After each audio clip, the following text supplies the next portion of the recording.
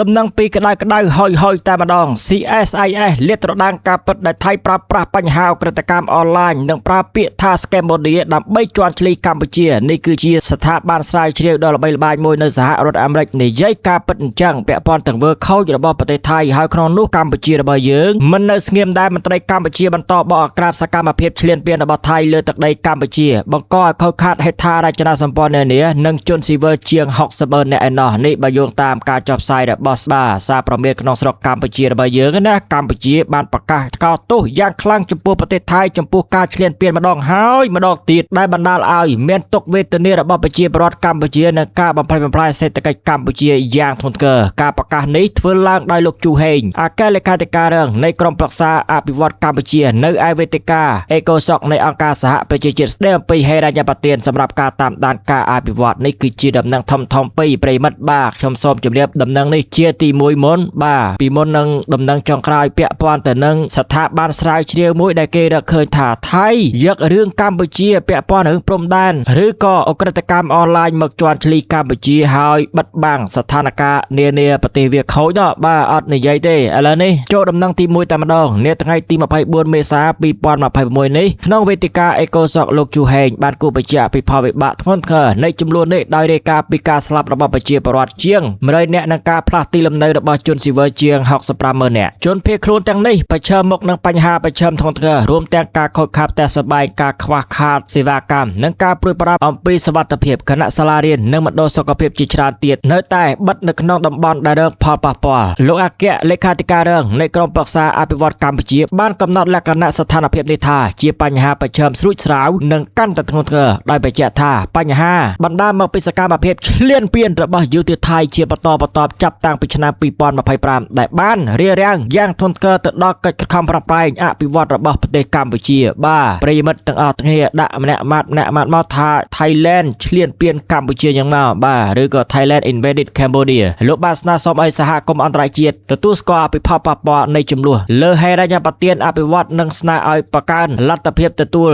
បានហេរញ្ញប្បទានសម្បទាននិងការបទុបថយបំណុលលោកជូហេងបានអំពាវនាវឲ្យមានការសហការគ្នាដើម្បីកម្ពុជាអាចទទួលបានសន្តិភាពនិងការអភិវឌ្ឍឡើងវិញនេះគឺជាដំណឹងមួយផ្នែកពាក់ព័ន្ធទៅនឹងកម្ពុជានៅអង្គការសហប្រជាជាតិបាទថ្លែងប្រាប់បរទេសនានាពីការខូចខាតហេដ្ឋារចនាសម្ព័ន្ធនានាផ្ទះសម្បែងសាលារៀនមន្ទីរពេទ្យបាទប្រជាជនកម្ពុជា 60,000 នាក់ឯណោះដែលរងគ្រោះដោយសារការឈ្លានពានពីសំណាក់ចៅសៀមប្រទេសថៃប្រទេសចង្រៃនេះហើយប្រិមិត្តអាចទៅស្ដាប់ព័ត៌មានមួយផ្នែកទៀតណាប្រិមិត្តដំណឹងចុងក្រោយនេះគឺសំខាន់មែនទែនពាក់ព័ន្ធទៅនឹងរឿងបាទស្ថាប័នដ៏ធំមួយ CSIS ដែលបានលើកឡើងអំពីភាពខូចរបស់ប្រទេសថៃដែលយកកម្ពុជាធ្វើជាឈ្នន់ជន់ឈ្លីហើយបិទបាំងរឿង scam អនឡាញរបស់ខ្លួនផងដែរនេះគឺជារឿងដែលស្ថាប័នមួយនឹងគេចុះផ្សាយណាវែងប៉ុន្តែខ្ញុំសង្ខេបបែបខ្លីដូចតទៅស្ថាប័នដ៏ល្បីល្បាញមួយបានបកកក្រាតការពិតតែម្ដងចំពោះទង្វើថោកទាបរបស់ប្រទេសថៃដែលយកកម្ពុជាមកធ្វើជាឈ្នន់នយោបាយរបស់ខ្លួន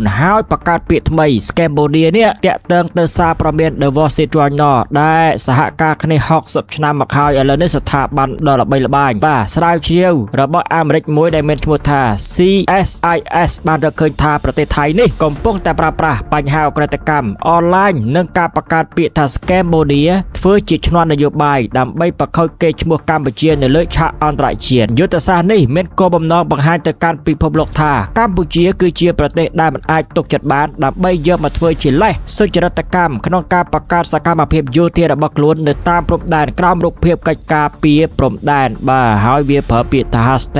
#The Truth from Thailand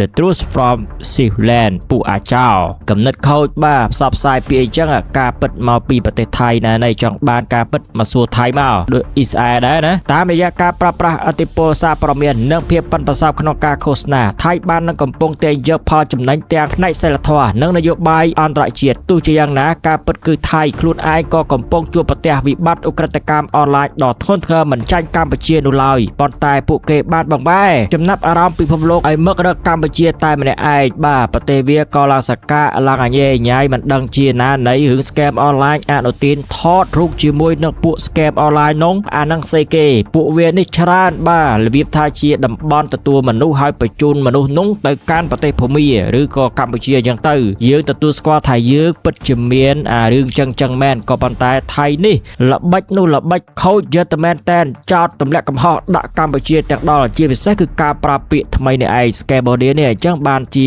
ស្ថាប័នស្រាវជ្រាវដ៏ល្បីល្បាញរបស់សហរដ្ឋអាមេរិកមួយ CSIS បាទស្ថាប័ននេះគេនិយាយវែងប្រិយមិត្តអាចទៅអានបានពាក់ព័ន្ធទៅនឹងរឿងនេះដែលគេបកអាក្រាតបុកមាត់ពិតរបស់ប្រទេសថៃដែលប្រខូចបាទគេឈ្មោះកម្ពុជាឲ្យភ្នាក់ងារសារព័ត៌មាន The Wall Street Journal ចុះផ្សាយអញ្ចឹងបាទក៏ប៉ុន្តែប្រទេសខ្លួនឯងឡើងសកាហើយប្រើប្រាស់ពាក្យថ្មីដាក់អញ្ចឹងអានេះគឺជាល្បិចមួយនៅក្នុងការបិទបាំងភាពអាក្រក់របស់ថៃឈ្លានពានដែនដីអធិបតេយ្យភាពកម្ពុជាអញ្ចឹងទេប្រិមិត្ត share មួយបាទហើយទៅអានព័ត៌មាននេះទាំងអស់គ្នាហើយ share បន្តទៅចាំខ្ញុំដាក់ link នៅខាងក្រោមនេះប្រិមិត្តបាទប្រិមិត្តបានស្ដាប់អំពីការលើកឡើងរបស់ខ្ញុំដែរទេឥឡូវនេះសូមសង្ខេបឡើងវិញពាក់ព័ន្ធទៅនឹងសេចក្តីចំណុចសំខាន់ពីរបាយការណ៍ CSIS ដែលបានលាតត្រដាងការពិតនេះយុទ្ធសាស្ត្ររបស់យោធាថៃនេះប្រិមិត្តបាទថៃបានបដូររូបភាពចំនួនព្រំដែនទៅជាសង្គ្រាមប្រឆាំងកងទ័ពបោកប្រាស់ដោយប្រើការទម្លាក់គ្រាប់បែកលើកាស៊ីណូនិងសន្តាគារនៅតាមព្រំដែនដូចជាអូស្មាច់និងពោធិ៍សាត់ឃើញទេវាទម្លាក់គ្រាប់បែកនានានៅអូស្មាច់បាទពោធិ៍សាត់អីជាដើម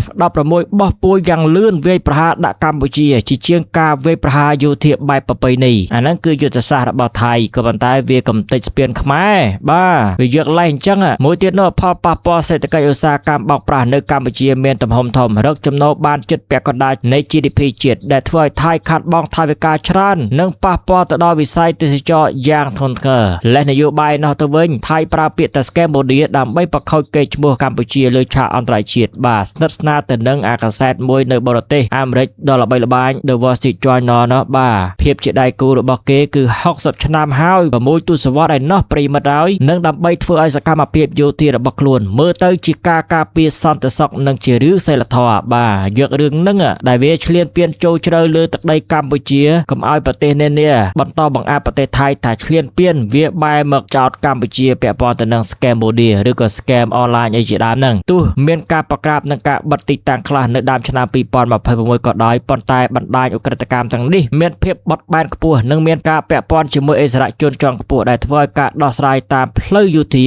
តែម្នាក់ឯងមិនអាចទៅរួចចឹងទេនេះគឺជាដំណឹងខ្លះៗពាក់ព័ន្ធទៅនឹងរឿងដែលប្រទេសថៃយកកម្ពុជាមកធ្វើជាឈ្នន់ជន់ឈ្លីលើប្រទេសកម្ពុជារបស់យើងបាទប៉ុន្តែប្រទេសវាឲ្យឡើងសកាឲ្យឡើងអាណានៃប្រទេសអ្នកមានប៉ុន្តែជាប់ឈ្មោះជាប្រទេសអ្នកជំងឺនៅអាស៊ីលោកអនុទាននឹងហើយដែលទៅថតរូបជាមួយពួកបាទ scam អនឡាញអីនោះឃើញឯការពីអតីតកាលហើយជួលអាគារទាំងអស់នោះឲ្យពួកអនឡាញបាទអាហ្នឹងអាគាររបស់លោកអនុទានណាប្រិមិត្តប៉ុន្តែពួកនោះវាដោះយករួចខ្លួនហើយទម្លាក់កំហុសឲ្យកម្ពុជាដែលរឿង scam អនឡាញនេះវាមានទូទាំងប្រទេសបាទលើសកលលោកតែម្ដងមិនមែនតែកម្ពុជាទេមិនបានពាក់ព័ន្ធទៅនឹងរឿងនោះចោតទម្លាក់កំហុសតែកម្ពុជាតែឯងចឹងទេប៉ុណ្ណឹងទៅចោះប្រិមិត្តជាទីមេត្រីដំណឹងនៅថ្ងៃទី24 មេសា 2026